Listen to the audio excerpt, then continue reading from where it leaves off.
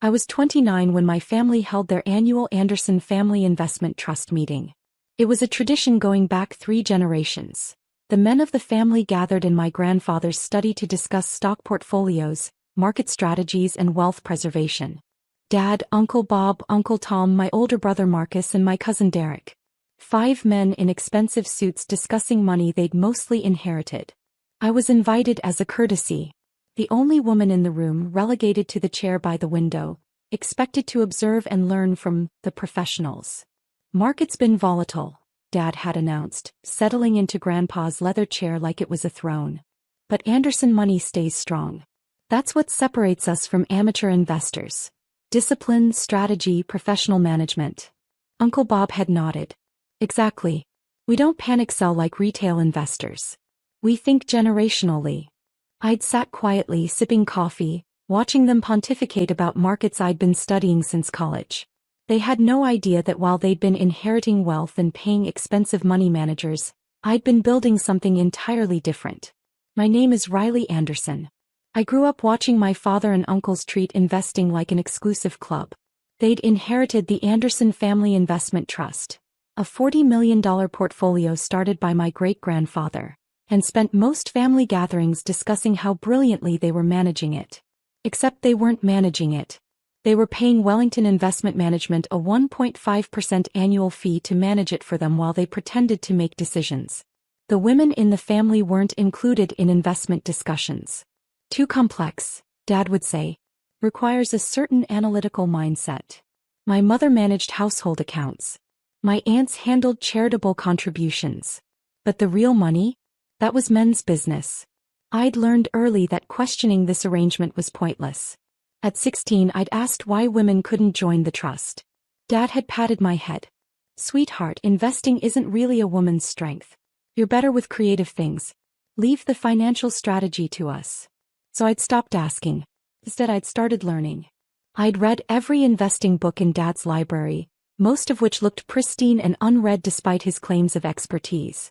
I'd taken economics courses in high school, majored in finance at college. Nice practical degree for a woman, Dad had approved, thinking I'd become a bank teller. Instead, I'd started trading.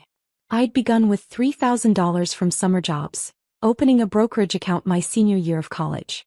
Small positions at first, learning through mistakes, studying patterns. I discovered I had an intuition for market movements, a patience for research that my father and uncles lacked. By 23, I'd turned that $3,000 into $45,000. By 25, I had $280,000. I'd worked as a financial analyst at a mid-sized investment firm, living modestly, investing aggressively. I'd caught the growth stock wave early, sold before corrections, reinvested strategically. While my family paid Wellington Management to underperform the S&P 500, I was beating it by 6 percentage points annually. By 27, my portfolio was worth $1.8 million. And then I discovered something interesting about the Anderson Family Investment Trust. The trust was structured as a limited partnership with transferable shares. Dad owned 35%, Uncle Bob owned 30%, Uncle Tom owned 20%, Marcus owned 10%, and Derek owned 5%. They thought those percentages were fixed, locked in by family tradition. But limited partnership shares could be sold, transferred, or gifted, with proper documentation. I'd started asking questions. Casual questions at family dinners. "Uncle Tom, how's your portfolio performing?"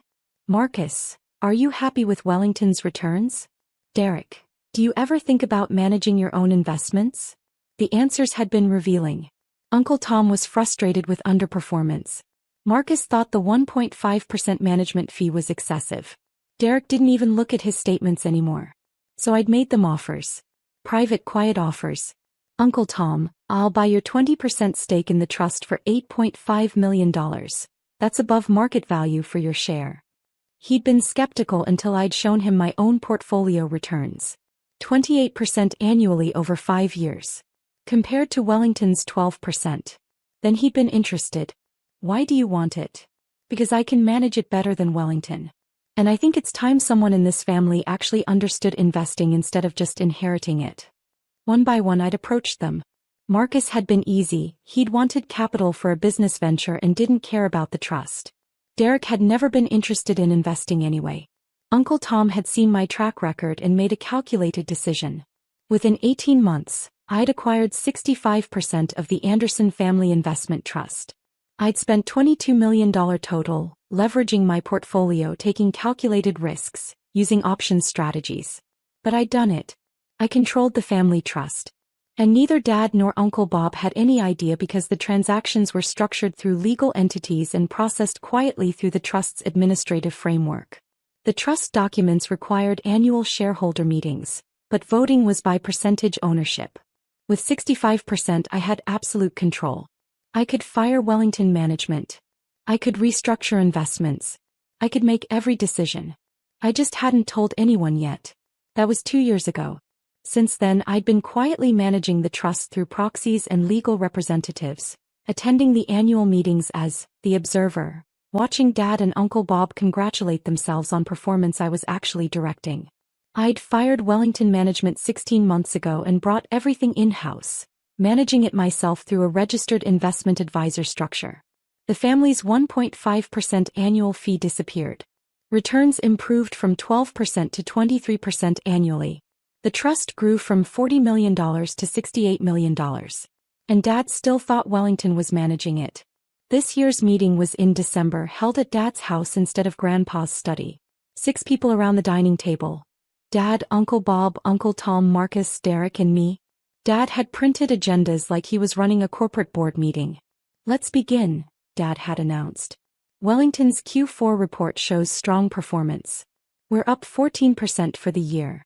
We were actually up 26%, but Wellington's final report, sent before I'd fired them, had shown 14%. Dad was still reading old documents. "Excellent management," Uncle Bob had agreed. "This is why we pay professionals. They understand market complexities that amateurs never grasp." I'd bit my lip to keep from laughing. "Riley," Dad had said, noticing my expression. "Something amusing?" "No, Dad. Just listening. You should be taking notes. This is valuable education. Maybe someday you'll understand enough to manage your own savings account." He'd smiled condescendingly. "Though probably best to stick with index funds. Stock picking isn't for everyone." "I have some stocks," I'd said mildly. Marcus had snorted. "What, like Apple and Google? That's not real investing, Riley. That's just buying popular names." "I'm sure Riley does her best," Uncle Bob had added. "But there's a difference between dabbling and actual wealth management. The Anderson Trust requires sophisticated strategies. Hedging, sector rotation, international diversification. It's complex. Very complex," Dad had agreed. "Which is why we trust Wellington. They have analysts, researchers, professional traders. Not something a single person can replicate." I'd remained quiet, sipping my coffee. "Actually," Derek had spoken up, "I've been meaning to mention, I sold my shares in the trust last year." "To Riley." The room had frozen. "You what?" Dad's voice was sharp. "I sold my 5% stake to Riley. She offered above market value and I wanted capital for other investments. It's in the trust documents from last year's filing." Dad had turned to Uncle Tom. "Tom, you didn't." "I sold my 20% to Riley 18 months ago," Uncle Tom had said calmly. "Better offer than keeping it and paying Wellington's fees." "Marcus." Dad's voice had risen. My brother had shrugged. 10%, yeah. Sold it to Riley for my restaurant venture. She paid cash, no complaints." Dad had turned to me slowly, his face reddening. "You bought their shares?" "Yes." "How much do you own?" 65% of the Anderson Family Investment Trust." The silence was absolute. Uncle Bob had found his voice first. "That's impossible. You don't have that kind of money. Tom's stake alone would cost over $8 million. "I spent $22 million total," I'd said calmly. "For 65% ownership. It's all documented in the trust filings. I'm surprised you never reviewed them. Where did you get $22 million? Dad had demanded. "I earned it. I've been investing since college. Started with $3,000, built it to $1.8 million by 27, leveraged that into the capital needed to acquire majority control of the trust." "That's not possible," Uncle Bob had repeated. "You work as a financial analyst. That's a middle-income job. You can't have." "I worked as an analyst," I'd corrected. Past tense. I left 2 years ago to manage investments full-time. My personal portfolio is currently worth about $12 million. The trust is worth $68 million, of which I own 65%. So my stake is about $44 million. Combined net worth approximately $56 million. Dad had been shaking his head. The trust is worth $40 million. You're reading old numbers. The trust was worth $40 million 2 years ago when you were paying Wellington their fees. It's now worth $68 million because I fired Wellington, cut the management fees, and improved the investment strategy. We're up 26% this year, not the 14% you think. You fired Wellington? Uncle Bob's voice had been strangled. You can't just fire our wealth management firm. I can actually. As majority owner. I fired them 16 months ago and restructured everything. The returns speak for themselves. We've outperformed Wellington's projections by 12 percentage points. Dad had stood up abruptly, pacing. This is insane. You don't have the expertise. I have more expertise than Wellington's analysts who were churning our portfolio for commissions. I have more expertise than a family that inherited wealth and paid others to manage it while pretending they understood markets. And I definitely have more expertise than men who just told me to stick to my savings account. This is why women shouldn't, Uncle Bob had started. Shouldn't what? I cut him off. Shouldn't learn about investing? Shouldn't build wealth independently? Shouldn't question male authority about money? I own 65% of this trust, Uncle Bob. I control it. My vote is the only one that matters. There had been a knock at the door. Dad's housekeeper had opened it to reveal Martin Caldwell, the director from Wellington Investment Management. Martin? Dad had said desperately. Thank God. There's been a misunderstanding. Riley thinks she fired Wellington, but obviously. Actually, Mr. Anderson, Martin had interrupted, his expression uncomfortable. Ms. Anderson did terminate our management contract 16 months ago. I'm here because you called asking about Q4 reports, and I needed to clarify that we haven't managed the trust since August 2 years ago. The room had gone completely silent. That's impossible, Dad had said weakly. I've been receiving quarterly reports. From my registered investment advisor, I'd supplied. I took over management and continued sending reports to maintain transparency. You apparently never noticed they were from a different firm. Martin had pulled out a document. The termination was properly executed by Ms. Anderson as majority shareholder. She has full authority to make management decisions for the trust. Wellington no longer has any relationship with the Anderson Family Investment Trust. But the returns, the 14%, Dad had stammered. Those were Wellington's final projections before termination, Martin had said. We have no knowledge of actual performance since then. 26%, I'd said. We returned 26% this year. The trust has grown from $40 million to $68 million in 18 months. Better returns, zero management fees, and actual expertise instead of cookie-cutter portfolio management. Uncle Bob had sunk into his chair. You've been managing $40 million. $68 million now. Yes. And doing it better than the professionals you insisted were necessary. Dad had been staring at Martin. How is this legal? How can she just take control? She purchased shares legally from willing sellers, Martin had explained. The trust documents allow share transfers. She now owns 65%. That makes her the controlling partner with full decision-making authority. Everything was done by the book. But Dad had stopped himself. A woman. I'd finished. Stat. I'm a woman who owns and manages a $68 million investment portfolio. The same woman you told to stick to savings accounts. The same woman you excluded from investment discussions because it was men's business. Turns out I'm better at men's business than the men. Martin had excused himself quickly, clearly uncomfortable with the family drama. After he'd left, the room had remained silent for a long moment. Finally, Uncle Tom had spoken. For what it's worth, Riley, I don't regret selling to you. My shares value has increased 30% since you took over. That's better than Wellington ever did. Thank you, Uncle Tom. I don't regret it either, Derek had added. You've been sending me detailed reports. Actual analysis, not generic market commentary. I've learned more about investing from your quarterly letters than I ever did from Wellington's boilerplate statements. Marcus had nodded. Same. The restaurant used your capital well, and watching how you manage the trust has been educational. You're good at this, Riley.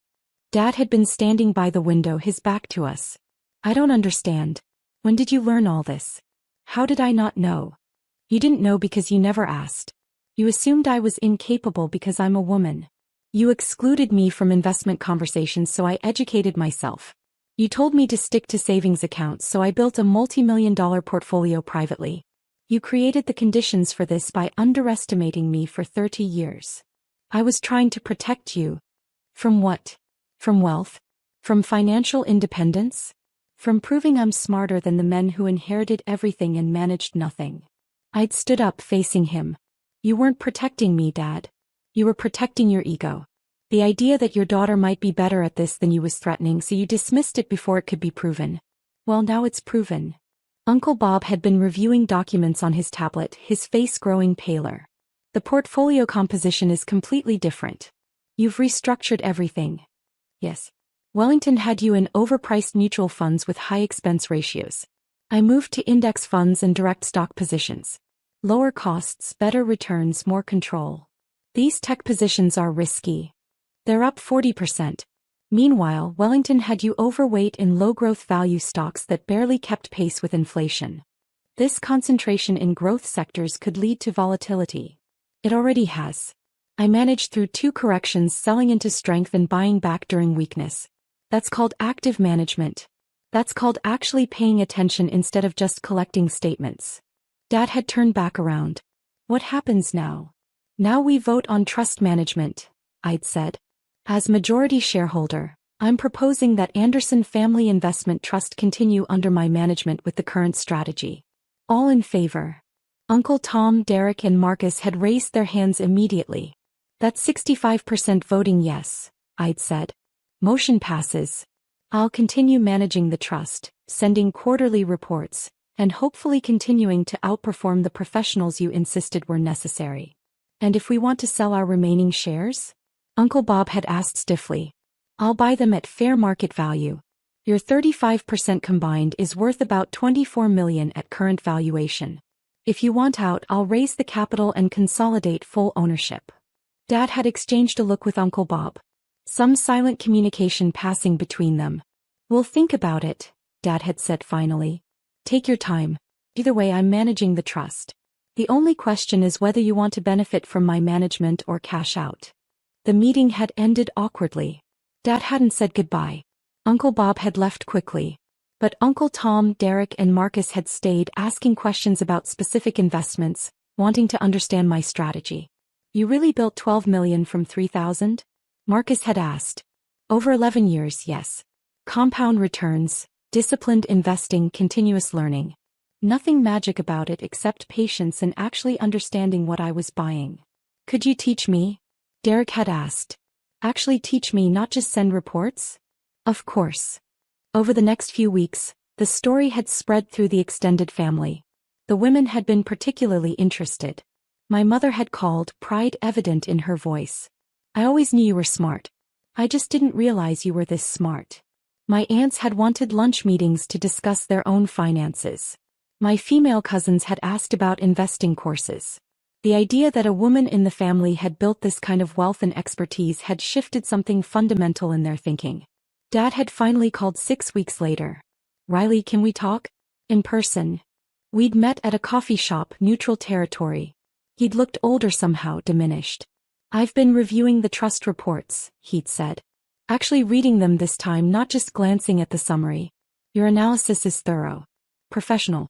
Better than Wellington's, honestly. Thank you. I owe you an apology. A real one. He'd paused, stirring his coffee. I underestimated you. Worse, I actively dismissed you. I told myself I was being protective, but really I was being threatened. The idea that you might be better at this than me challenged everything I'd built my identity around. You built your identity around inherited wealth and paid management, I'd said quietly. That's not the same as building anything. He'd flinched but nodded. You're right. I inherited money and pretended that made me an investor. You actually became one. And instead of celebrating that, instead of being proud, I tried to keep you in a box labeled daughter, not investor. That was wrong. Yes, it was. Can you forgive me? I thought about it.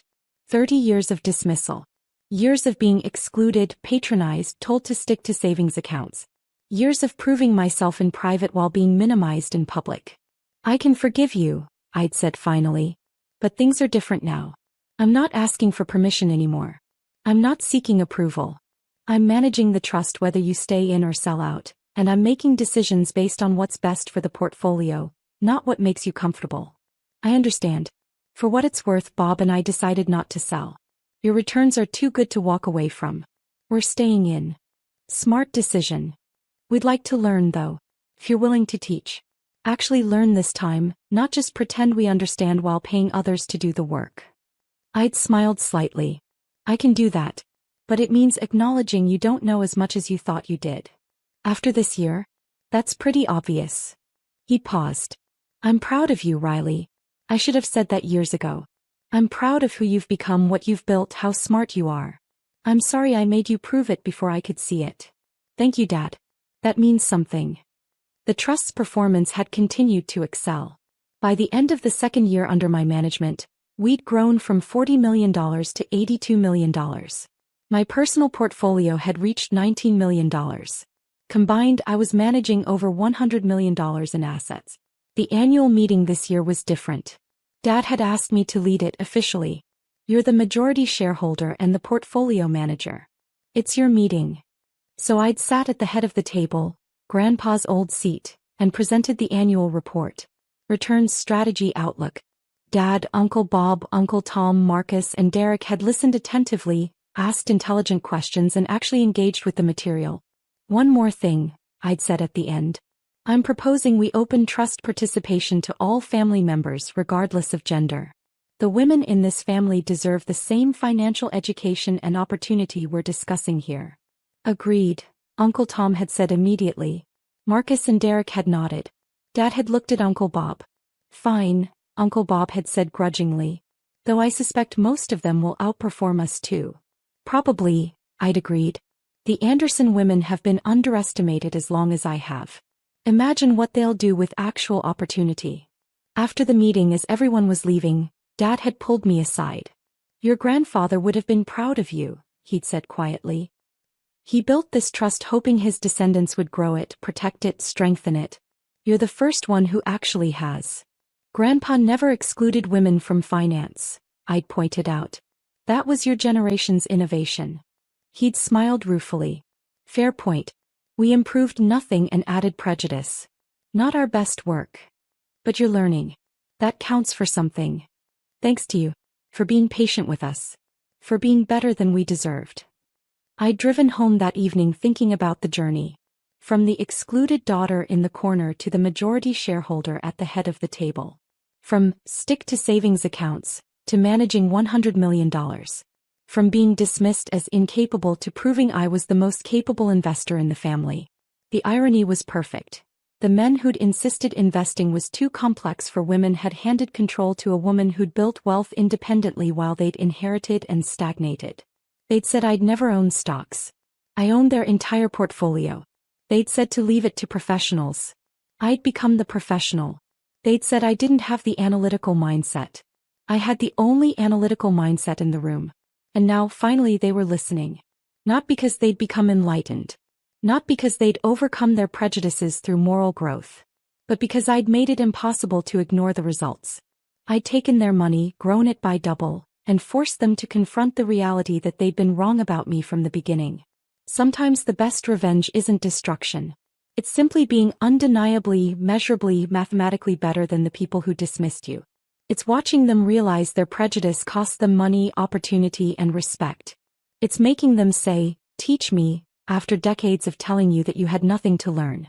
My phone buzzed with a message from my mother. Your cousin Jenna wants to talk about investing. I told her you're the expert in the family now. Proud of you, sweetheart. I smiled and typed back, happy to help. About time the Anderson women learned what the men should have been teaching all along. Because that was the real victory.